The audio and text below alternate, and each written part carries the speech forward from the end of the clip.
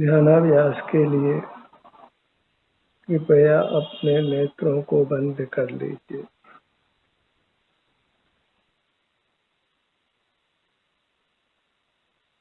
जब आप पर पदार्थों को देखते जानते हैं तब नियम से कर्मों से बंधते हैं, और जब आप अपना अनुभव करते हैं तो नियम से कर्मों से छूटते हैं।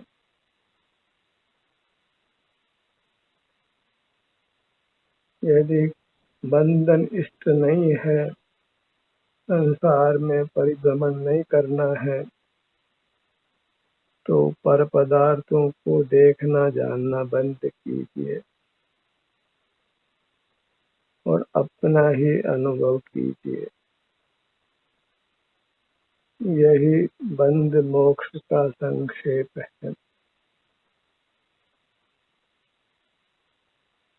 जब पर पदार्थों को देखते जानते हैं तो नियम से राग आदि की उत्पत्ति होती है, और जब अपना अनुभव करते हैं तो नियम से आप वीतराग होते हैं। आपका मुख पर की ओर है तो संसार है, और अपना मुख अपनी ओर है तो आप मोक्ष मार्ग में हैं। जो सुख की कामना है तो अपने आप को मोक्ष मार्ग में स्थापित करिए। अपना ही अनुभव करते हुए रहिए। जब आपका मुख आपकी ओर है तो आप निश्चिंत रहिए। आपको रागादिक दोष उत्पन्न नहीं होंगे, कर्म का बंधन भी नहीं होगा। और आपका मुख यदि पर की ओर है तो फिर आप नियम से रागी द्वेषी होंगे, वीतराग नहीं होंगे। पर लक्ष्य में वीतराग रहना संभव नहीं है, और स्वलक्ष्य में राग द्वेष होना संभव नहीं है। आपको केवल अपने उपयोग को संभालना है, पर प्रकाशक नहीं होकर स्वप्रकाशक होकर रहिए।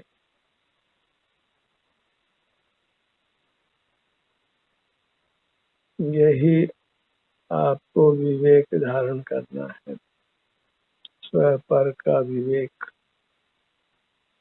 पर का प्रकाशन नहीं कर अपना अनुभव करना है।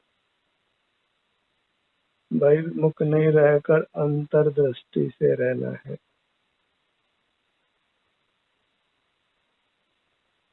अध्यात्म की इतनी ही विद्या है।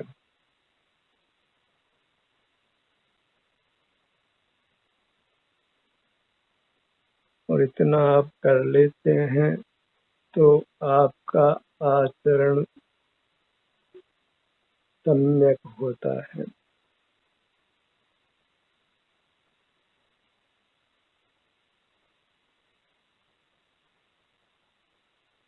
वीतरागी रहने के लिए नेत्रों को बंद कर अपनी चिन्मूर्त के सन्मुख रहना है।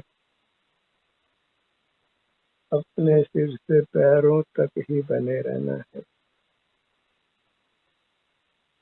तो फिर जीवन में सुख ही सुख है।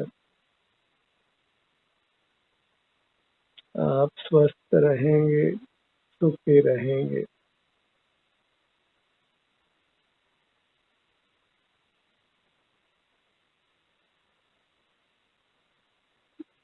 तीर्थ आपकी मूरत है, बाहर कहीं तीर्थ नहीं है।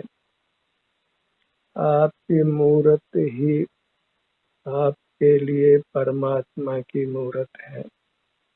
बाहर कहीं परमात्मा की मूरत नहीं है।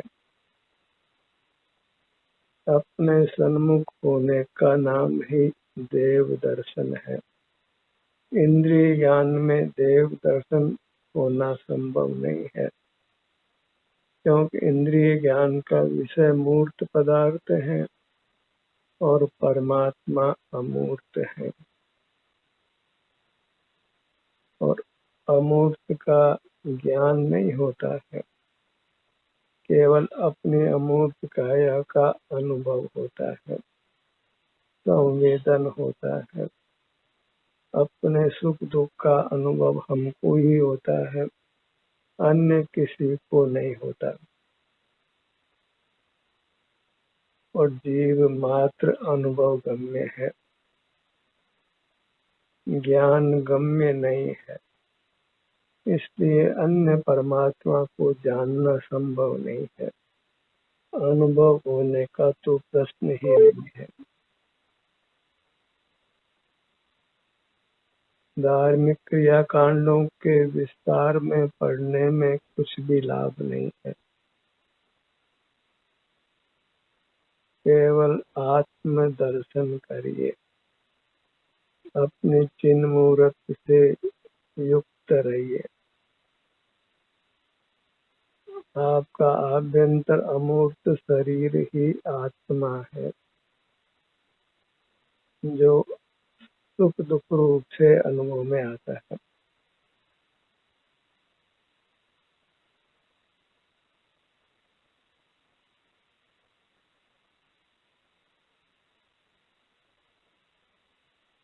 अपने सन्मुख होने से आप अपने आप ही वीतराग रहते हैं।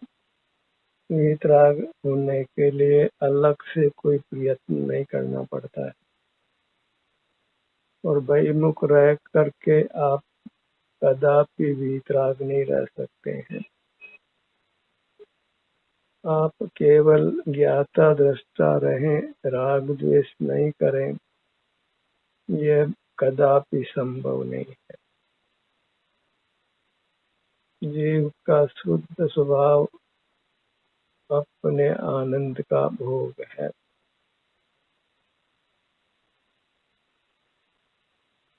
कर्म का संबंध मिट जाने के बाद जीव को स्वतः ही सर्वांग में अनुपम अपूर्व सुख का अनुभव होता है, और जो सदा बना रहता है, उत्तम अविनाशी सुख। फिर कभी भी दुख का प्रवेश नहीं होता है। क्योंकि हम दुख नहीं चाहते हैं, सुख का ही अनुभव करना चाहते हैं, तो बस पर पदार्थों को देखना जानना बंद कर अंतर्दृष्टि कर अपनी मूर्त के सुख दुख की जो भी स्थिति है उसका अनुभव कीजिए। सुख के अनुभव में राग नहीं, दुख के अनुभव में द्वेष नहीं। क्योंकि राग द्वेष की उत्पत्ति पर सन्मुख होने से ही होती है। पर से ही राग द्वेष होता है, अपने से राग द्वेष नहीं होता। अपनी रुचि होती है, और वेदना हो तो कदाचित अरुचि हो सकती है, पर राग द्वेष स्वयं से नहीं होता। राग द्वेष नियम से पर से होता है, और पर को विषय करते ही अल्पाधिक प्रमाण में राग द्वेष नियम से होता है, और नियम से कर्म का बंध होता है। इतना विशेष कि बहिर्मुखता में पाप प्रकृतियों का ही बंध होता है, भले आप दया दान आदि क्यों न करें। अंतर्मुख होने पर ही बद्ध पाप प्रकृतियां पुण्य में संक्रमित होती है। पुण्य को बांधना संभव नहीं है। अंतर्दृष्टि करने पर पाप प्रकृतियां ही पुण्य में संक्रमित होती हैं, उसका अनुभाग कम होता है, प्रकृति बदलती है। इसलिए हर प्रकार से अंतर्मुख रहना ही योग्य है और बहिर्मुख रहना कदापि योग्य नहीं है। बहिर्मुखता के पक्ष में कोई भी तर्क देना योग्य नहीं है और अंतर्मुखता को कुछ भी दोष देना योग्य नहीं है। जो अंतर्मुख है वह मोक्ष मार्गी है और जो बहिर्मुख है वह संसार मार्गी है। बहिर्मुख जीव को निर्वाण नहीं होता है और अंतर्मुख जीव को संसार बढ़ता नहीं है, संसार नष्ट ही होता है।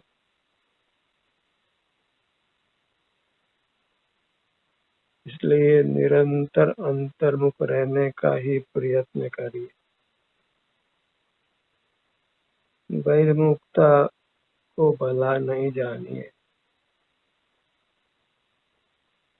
त्याग करना है तो नाना पदार्थों का त्याग करने के बजाय बहिर्मुखता का त्याग कीजिए और कोई स्वास्थ्य वर्धक वस्तु का सेवन करना चाहते हैं तो अपने मूर्त का ही सेवन कीजिए, अपने सन्मुख रहिए। मूर्त पदार्थों में इष्ट कल्पना छोड़िए। मूर्त पदार्थों के सन्मुख होने से अनिष्ट कर्मों का ही बंध होता है। जो परिपाक में हमको दुख ही देते हैं।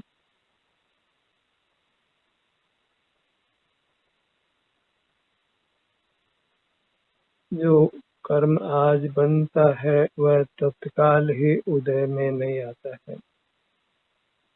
इसलिए वर्तमान में बहिर्मुख रहने पर भी कदाचित आपको सुख का अनुभव हो सकता है कर्म का मंद उदय होने पर, और अंतर्मुख होने पर आपको वेदना का अनुभव भी हो सकता है।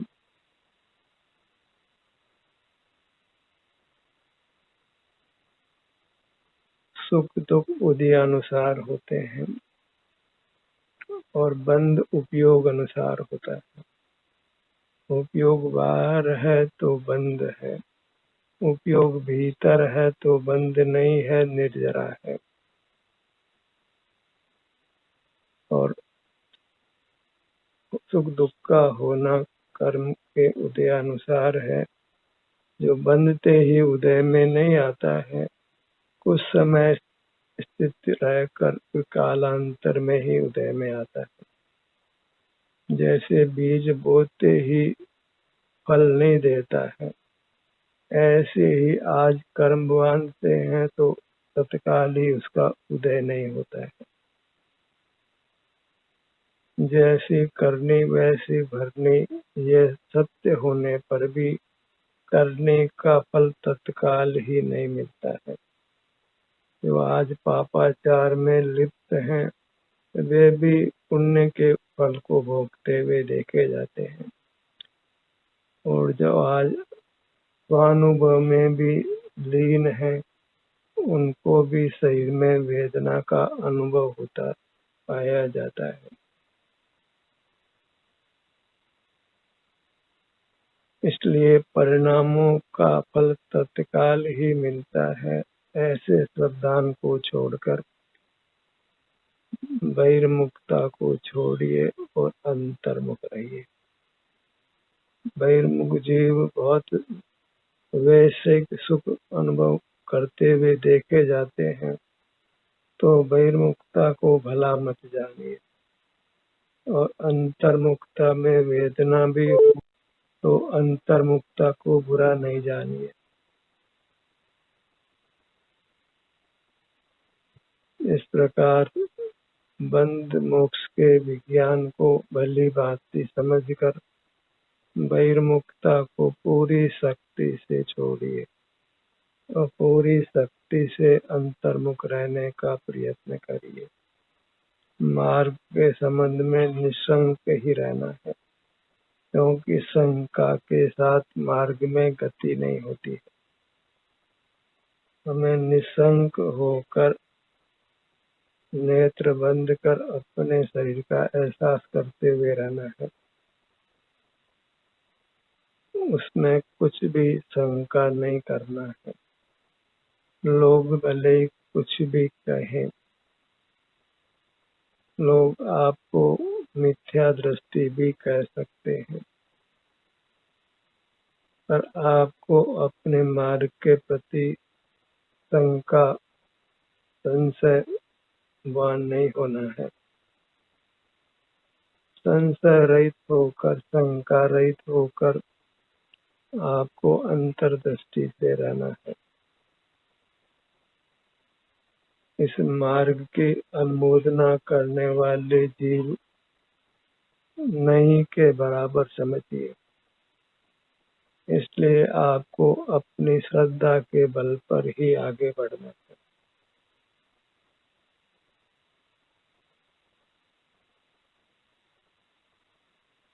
सहज ही आपको लोग कह सकते हैं कि आप शरीर का ध्यान कर रहे हैं।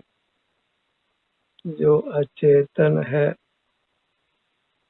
आप नहीं है, आपका नहीं है। आप सो रहे हैं, आप प्रमादग्रस्त हैं, आप धार्मिक क्रियाकलापों को छोड़ देने से मिथ्या दृष्टि है। आपको इन सब बातों को कान नहीं देना है।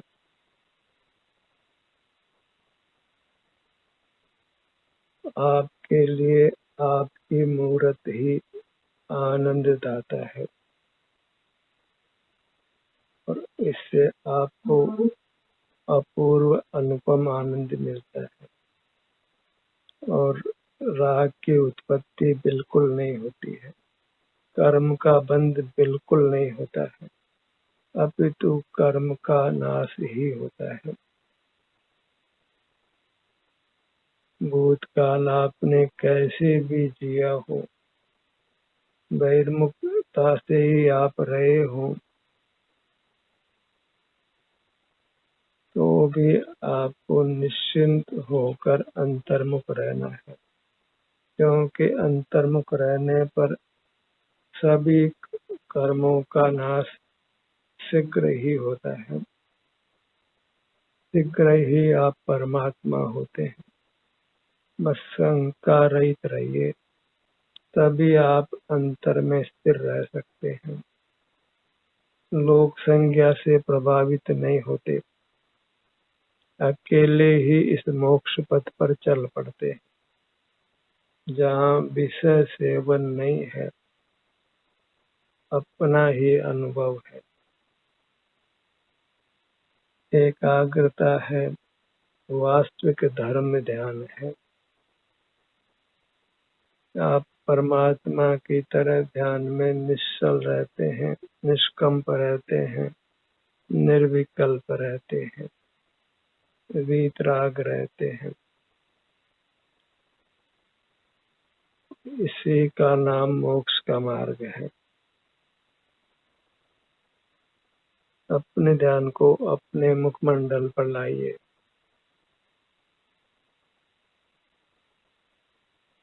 क्योंकि सुख आपका स्वभाव है, इसके लिए बस अपने से युक्त रहना है, इतना ही पुरुषार्थ है।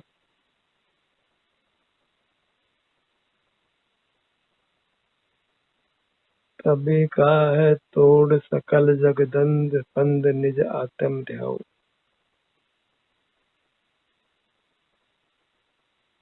मुखमंडल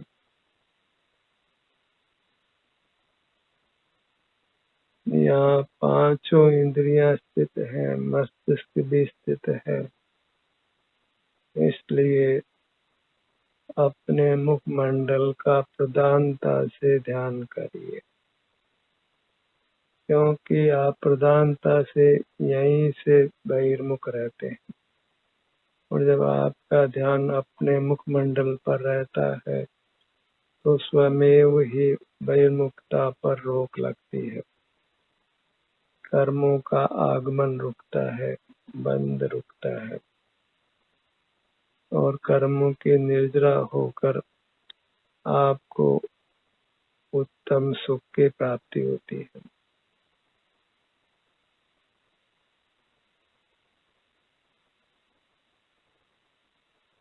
अपने ध्यान को अपने गर्दन के भाग पर लाइए।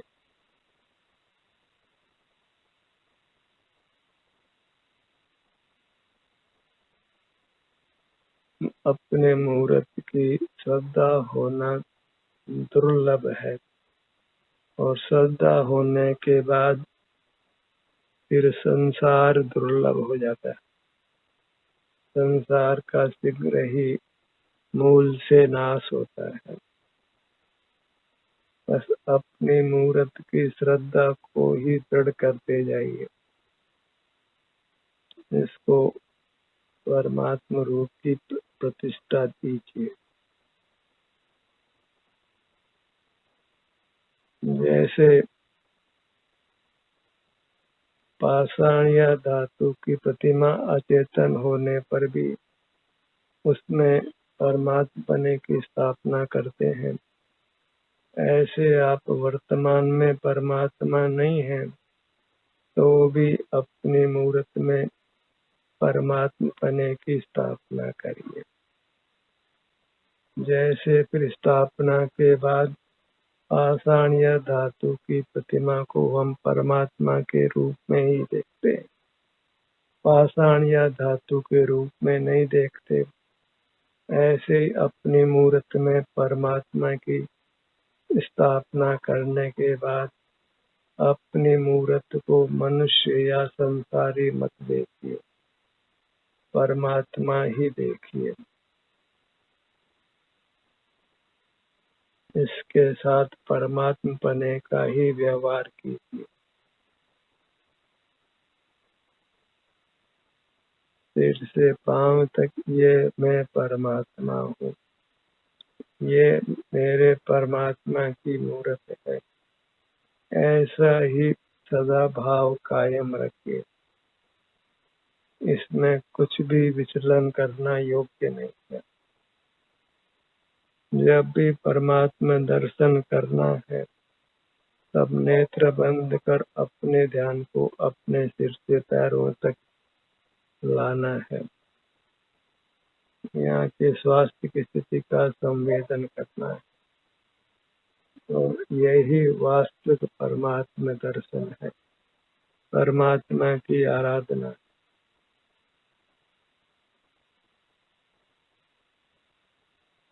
इसमें कुछ क्रियाकांड नहीं है,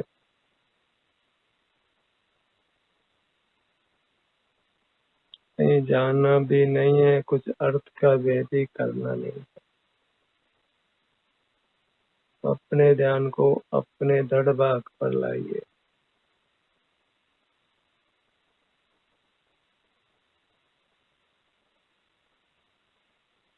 सीने का भाग,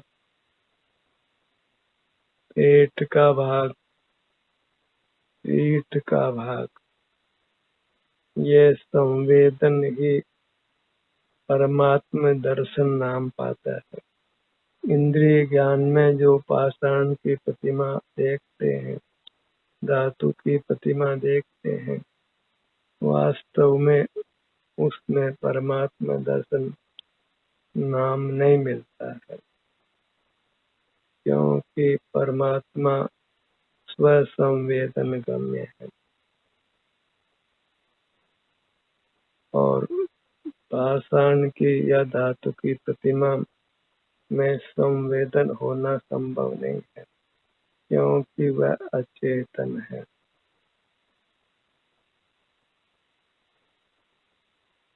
इसलिए अपनी मूर्त में ही परमात्मा की प्रतिष्ठा करना योग्य है।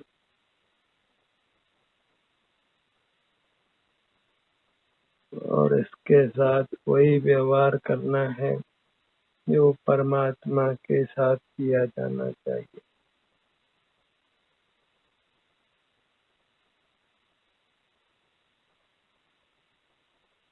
सीने का भाग,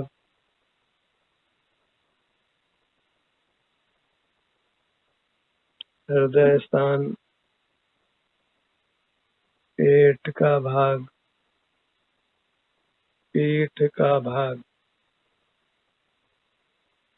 यही वीतराग होने की पद्धति है, सुखी होने की पद्धति है, संसार का अभाव करने की पद्धति है, परमात्मा होने की पद्धति है।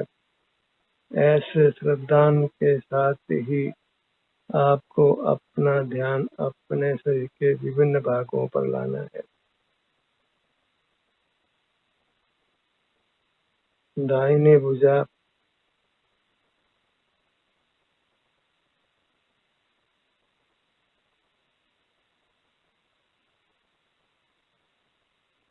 बाईं भुजा,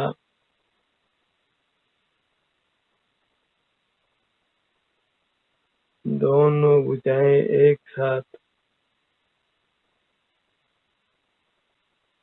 10 उंगलियां,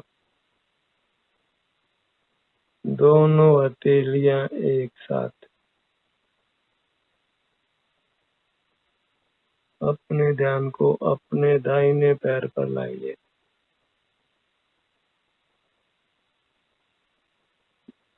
बायां पैर,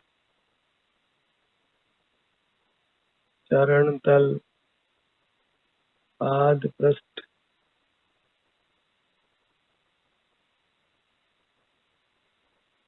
अपने चरण कमल की आराधना कीजिए। यहाँ अपने ध्यान को रोकिए।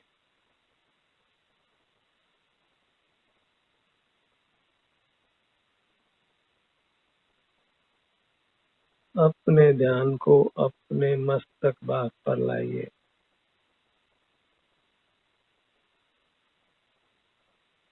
सिर से पग तलियों तक विचरण करिए, विहार करिए। हर भाग के सन्मुख होते हुए चरण तल तक पहुँचिए।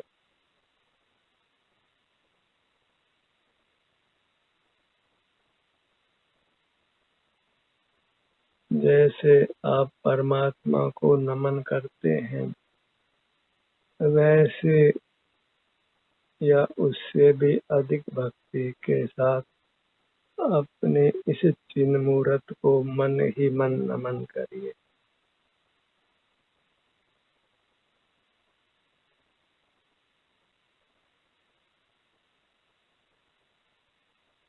नमो निज अमूर्त देहम, भक्ति के साथ अपने को नमन करना। नमो निज अमूर्त देहम, नमो निज अमूर्त देहम। ध्यान का सत्र यही समाप्त होता है। आपकी सहभागिता के लिए धन्यवाद।